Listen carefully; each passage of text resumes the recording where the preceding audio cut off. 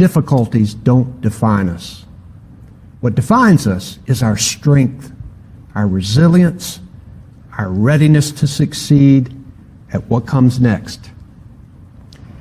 You know, when the pandemic forced classrooms to close in March, schools and volunteers made sure our kids got fed at home. When weary healthcare workers needed a boost, communities sent meals and care packages. When personal protective equipment ran short, North Carolina manufacturing companies pivoted to produce face shields, gowns, masks, and more. And let's not overlook the stories of neighbors helping neighbors. Grandchildren talking and singing through windows to their grandparents in nursing homes. A painted rainbow taped up in the hallway. Snacks and signs of encouragement left for delivery workers facing long hours.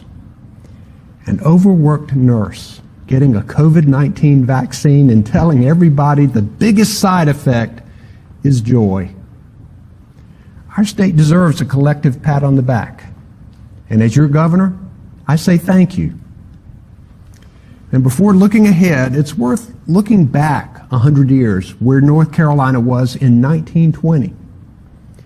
The state had lost nearly 14,000 people in the Spanish flu pandemic.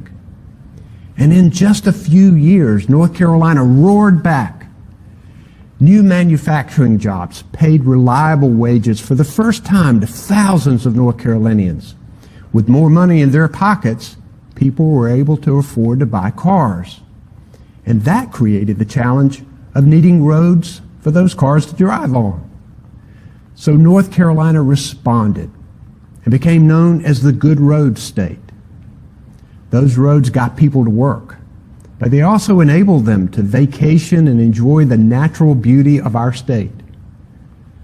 But now, a century later, that cycle of challenge and response confronts North Carolina again. We are living it.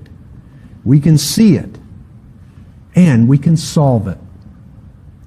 As your governor, I commit to focus on our most important challenges. The challenge of emerging from this pandemic smarter and stronger than ever. The challenge of educating our people and ensuring that every North Carolinian gets health care. The challenge of overcoming disinformation and lies and recommitting to the truth. We can respect our disagreements, but we must cherish our democracy. And the challenge of forming a more perfect North Carolina, where every person has opportunity and access to the liberty that they deserve and our laws promise.